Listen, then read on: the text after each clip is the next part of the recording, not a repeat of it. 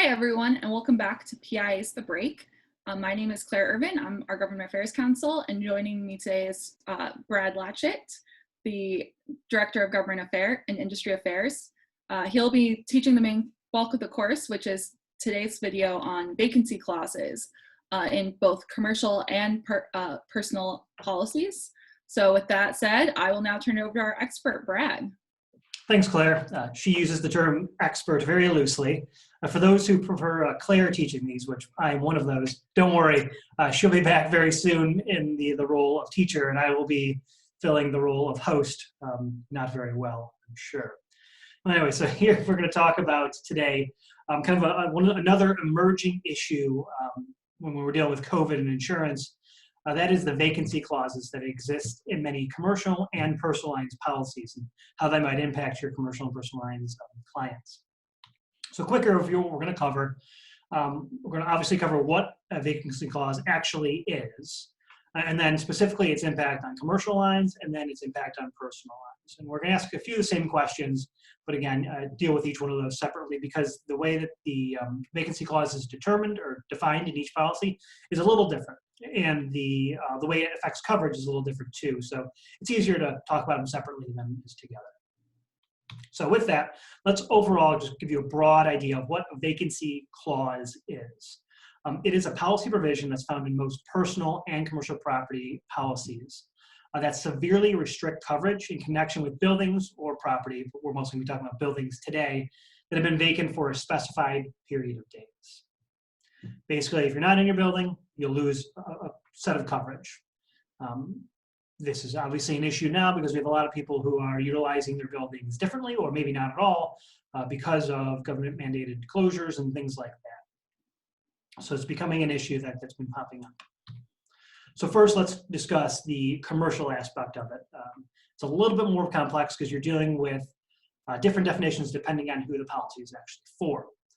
So a commercial property or building is considered vacant if for a period of 60 days, when it's tenant issued here, the property or building does not contain enough business personal property to conduct customary operations. I always like the term business personal property. It seems a bit like oxymoronic, like jumbo shrimp, right? Business personal property. So that's if the policy is tenant issued. Now there's a different definition if the policy is for the property owner themselves. In that case, the definition of vacancy is if the property or building has been vacant or has not been used for 6 days with it's less than 31% of the total square footage of the property is being used either by the building owner or the lessees to conduct customary operations. So if less than 31% is being used for customary operations by either the building owner or the lessee for 60 days, it would be considered vacant. Now the question might be, why does any of this actually matter? And why are we talking about this? Well, as I mentioned right at the beginning here, many commercial businesses have been forced to either shut their doors or drastically reduce their operations. So you look at bars and restaurants, right? They no longer can do business other than takeout and delivery. That is a drastically different way to do their business than they're usually accustomed to. People walk in through the door, they can sit down, get a drink at the bar, whatever. They're not doing it anymore. They're just taking deliveries over the phone or online, having people pick up or sending their employees up to drop off food. So now if you have a business that's got a large bar, a large sitting area, and all of a sudden that's gathering dust, but you do have the kitchen working, is that going to account for enough square footage in order for the building not to be considered vacant? Now, I think there's a real question whether that's a customary operation of the business. Right? They're still producing food. They're using less of their total business, right? Or building, excuse me. Would that trigger a vacancy clause? I honestly don't know. And that's troubling because I don't know if a lot of people know. And if it has to go to a court, it's not always the best situation to be in, right? We like to have definitive answers for some of these questions. And if you don't have them, it certainly makes you nervous. So being able to address these issues proactively with carriers or your customers, clients, to determine whether they might need different insurance needs is very important. So my question probably now is, so if a building is actually vacant, what does that mean for the coverage? Well, in case of commercial here, any loss or damage caused by vandalism, sprinkler leakage, building glass breakage, water damage, theft, or attempted theft is not covered. These are usually typically covered losses under a policy, but because the vacancy clause would be triggered, they would not be covered. In addition, any other covered loss would be, the payout would be reduced by 15%. So you're seeing a reduction in coverage across the board, and in some cases, that reduction is down to zero. You're not going to get any money for that loss. So it could be a pretty drastic reduction. It could have a big impact on a business. If they did have a loss, well, they were, again, fully running their kitchen or whatever it is, but everything else is kind of vacant. And that doesn't even address the aspect of a business that might be working remotely, not a business like a restaurant or a bar. Maybe it's an accountant or an attorney's office, right? And you've got the majority of the employees home working remotely. How does that impact them? Again, some more questions that we certainly need some answers to. Switching over to the personal lines side, personal lines vacancy. And there's two issues at play when we talk about personal lines. There's often referred to as vacancy and unoccupied, and they're different. A lot of people will think, well, those are the same things. Courts have said, no, they're not actually the same thing, even though I think if you look at the vacancy definition in the dictionary, unoccupied is included in there, or vice versa. They're actually different things. So vacancy is when a building is entirely empty, or if there's no building, when the land is entirely empty, which means there's no building, no fences, no roads, nothing, just a plot of land. Not really relevant to what we're talking about right now, but certainly for buildings, it is vacancy, entirely empty. Unoccupied is different. The building is not empty, but it's not being lived in. It is unoccupied, right? You still have the couch and the TV and everything in there, just nobody to sit on the couch or watch said TV. So again, you're seeing a very different definition here than what we saw with commercial lines. So why does this matter here? Well, the housing market is down about 50% from when we started just a few months ago when all this was happening. Basically, the only homes still on the market are the ones that need to be in the market. Somebody really needs to get out of their house and they need to move. Those are still on it, and those aren't really moving. So you're going to have an issue where somebody may have moved already, new job, whatever, and they've got their old home that's been on the market, and it's going to continue to be on the market and it's vacant because nobody's buying right now. So that's where this is going to be an issue. With those homes that, again, are in the process of being sold but have not yet been sold. And as this stretches out longer and longer, you're more and more likely to get these clauses to be triggered because you're going to get closer and closer to the 60 days. So why does this matter in terms of coverage, or what happens with coverage with personal lines? For personal lines, if a vacancy clause is triggered, then you're going to lose coverage for glass breakage and vandalism. The logic being that the house is vacant, nobody's watching it, it's more likely that somebody's going to try to break in and steal something because it's an easy mark, right? Same thing with glass breakage. They break the window, get in, steal stuff. So that's going to be the trigger there for personal. So that, in a nutshell, is vacancy, both personal and commercial. I will then put up this slide here. If anybody has any questions on this, you can contact myself or Clare or the Resource Center. And then I'm going to do my usual warning here that we're going to get a little nerdy if the other stuff hasn't been nerdy enough. So I'm going to give you guys like 3 seconds to stop watching, or else it's going to get nerdy. All right, you've been warned. Claire? Okay. So I guess my first question is, you said 60 days for vacancy. So does that mean with all these restaurants and coffee shops and bars and everything that had to shut down by state order on March 16th, would they have triggered the vacancy clause? Would they have hit the vacancy clause provisions yet for their landlords? Right. So it wouldn't have hit it yet, right? We're about 30 days in, right? So we're halfway there, the halfway mark. And the question would be, because we do have these government mandates, we probably have a pretty clear line that on the 16th they couldn't get back in, they could not operate as a normal bar, as a normal restaurant. So you do have that clear delineation, which is interesting because that's maybe not always the case, where you have a clear indication of when business really stopped and when it became vacant. But I think here we really do. We can point to, depending on what state you're in, here's when this executive order came out, or this executive order said you could not operate as you normally do. That could get interesting because I know today, the day we're recording, Governor Cuomo in New York announced that the pause would continue through May 15th. And off the top of my head, that's exactly 60 days. So it's Exactly. almost like he anticipated what we were going to talk about. If only we were that good, right? Yeah, but then Connecticut already has theirs extended through May 20th. So by default, all these bars and restaurants are going to be vacant for over 60 days, at least for their intended purpose, especially if they're closed altogether. Right. There's definitely a real question, and you bring up a good point because some restaurants are closed altogether. Right. I know many restaurants or bars that I used to frequent just are not doing takeout or delivery. They're taking this time just to reassess.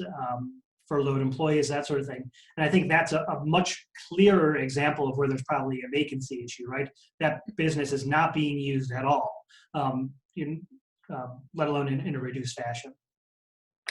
Yeah, and that's not even asking the question about all these restaurants that I've been getting takeout from that normally they barely offer takeout in the first place, and now that's their only business. But yeah, it's interesting you mentioned that. I probably the restaurant that I've frequented the most during this time is actually a movie theater just down the street. And they're one of the movie theaters that have a restaurant, and they get to serve, actual meals and booze and all that sort of stuff. I've been going there all the time for pizza and wings. That's not their main business. Their main business is movies. So is that their customary operation? It's a good question. I would assume so, because that's part of what they do, but certainly a big part of their business is not being utilized. Well, they're also very interesting because based on the layouts of their layout, the vast majority of their building are movie theaters that you aren't legally allowed to operate. So it's not simply a change in how they're operating their business, but their restaurant is a very distinct part of the building. Mm-hmm. So it's very clear that probably 90% of the building is completely unused. Good point. And then for actual movie theaters who aren't being used at all, going back to an earlier topic that we talked about, certainly I would think vacancy provision would come into play there. Yeah. Well, and then there's also the question of the reopening of not everything's going to reopen the same day. Just because it's perfectly timed at this point doesn't mean that's what's going to happen. Yeah, everybody's talking about this kind of tiered reopening of what's going to come in. And I'm anticipating that probably movie theaters and concert halls will probably be one of the last things that are reopening. Yeah. Oh, yeah. But to kind of change topics that's the commercial side, but for the personal side, as you read a lot about people who are fortunate enough to own 2 properties, they probably accommodate the fact in their policies that the second home is going to be unoccupied for most of the year. But according to most of what I read and from multiple calls with people who have decamped to their second homes, how does that affect the coverage for their primary home that's not going to be vacant for several months on end? So luckily, it shouldn't have much impact. So ISO changed their form back in, I think, 2000 and took out unoccupied as any sort of trigger. So an unoccupied home, and again, that is a home that has all the personal property still in there, but just nobody residing, shouldn't trigger any sort of coverage reduction. Now, I'll say that's based on an ISO policy. If you have a client that is maybe in the non-admitted market, or for some reason using a form other than an ISO form, there could be some issues there. So I would highly encourage all producers to take a look at those policies to see if they are ISO policies. And if they're not, make sure that the unoccupied status of a property is not going to trigger any sort of coverage reduction. Because to your point, I mean, you're looking at a time period when maybe a lot of people were at their second home in Florida or Arizona or wherever, and looking to get back into New York as we get closer to summer. And now they're not able to do that.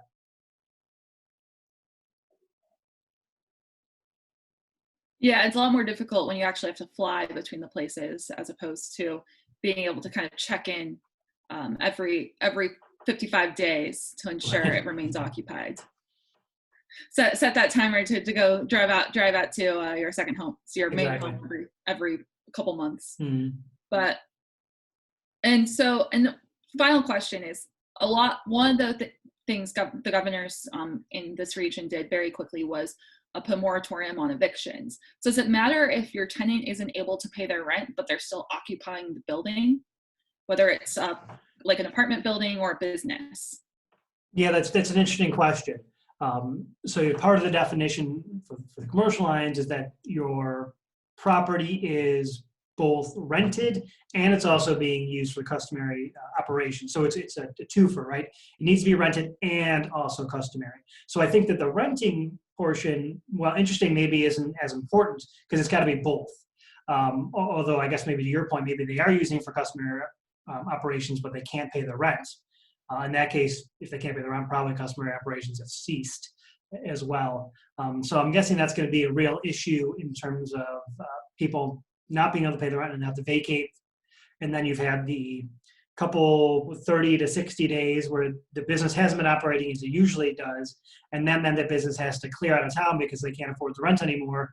And now the property is sitting literally vacant with nothing in it. So that clock continues to run. Yeah. What about apartment buildings? Do they count as occupied regardless of whether the tenants are paying rent? So it would depend on, I think in that case, it's not going to be occupied in the sense of the person living there, but assuming that the person who owns the property is in there and doing their normal property owner things, maintenance and that sort of thing, it probably would still be considered occupied in that regard because they're still maintaining the building. It's not completely vacant, even though they might be in between tenants at that time. All right, terrific. I think those are all the questions I have at this time for it. I guess we'll just be watching carefully how long the mandatory closures are. Yeah, absolutely. It's definitely going to be an interesting thing. There's always more insurance issues that keep popping up every day. It's definitely it's scary, but also a little fascinating, for the nerd in me, which is a large part of me.